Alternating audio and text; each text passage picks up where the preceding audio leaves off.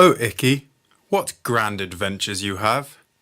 I have half a mind to stow away in your knapsack, in order to enjoy the fruits of your travels. We could gallop across the land in search of the elusive, succulent, delicate butternut scrumpet of northern Uzbekistan, or at least gobble up an even baker's dozen of the fabled pickled lamb, the livers of Easter Isle. Oh, Icky, I tell you, old chap, although you chap my hide, I can't hide my envy of your wandering ways. What a lady's man is he, as we sipped our Turkish mulberry tea, enjoying the chatter of pleasantry. As fate would have it, my old chum, a confidant of the finest order, had yet again graced me with his noble presence, and relinquished presents once more, indeed tales from the days of yore. Icky had hobbled into my lair, with not one but a pair of women from the Orient he had evidently entrapped in his snare. Swanky from head to toe, one named Ping, the other Fong Ho. He had rescued them from a wild equestrian cyclops in northern Tibet. It seems he had stumbled across the cyclops in questions, preparing to relieve the two virgins of their unsoiled lotus petals. Upon seeing this, Icky knew that his gentlemanly ways would not allow such a travesty, for if any were to deflower the virgins, it would be him. Trained in pugilism, the art of boxing, and a crack shot with the sling of yesteryear, Icky proceeded to wallop the behemoth and finish him off with a final stone throw, moving quicker than the arrow of a bow. Henceforth he left victorious with the two mistresses in tow. I then served the whole wild lot, a whole lot of fine pear wine, finger sandwiches and a liverwurst cake, which I couldn't help but to notice delighted Icky the most. Oh, Icky, what a gracious and pleasant manner you have! Oh, chum, I say, all the times, what good times! As I hurriedly threw another log on the blaze, put the kettle on flame, and threw on some respectable breeches, I could hardly believe my good luck. For my most respected pal, an old adventurous chum, had decided to grace my presence yet again. For without prior notification, I spotted Icky coming down the hill, adjacent to my lodge, on what appeared to be a rather worn-in unicycle. He strolled in, proud as a peacock, and why wouldn't he be, for he was a noble breed. If you were to remark, that Icky sure is the greatest, one thing you most assuredly could count on is that nobody in their right mind would sue you for slander. I figured a fresh jar of preserved boysenberries and a small stinkweed cake, maybe just the thing to encourage this princely man to regale once again what was most certainly to be a tale of great mischief and delight. After scarfing down the better of the cake and gobbling up half the preserves, as if he were a yeti, come down from on high to feast on the succulent berries, he smacked my servant Hilda's ass, referred to her as a healthy tart of a wench, and began. For evidently Icky had run off with the Moosehead Circus, a big tent show with 20 steam train cars, an elephant, a bearded lady, and an announcer from Thailand who referred to himself simply as Shit Ho.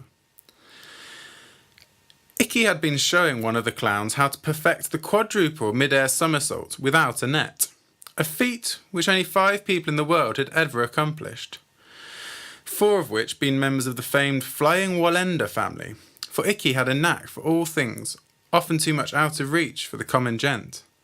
But then again, Icky is not very common.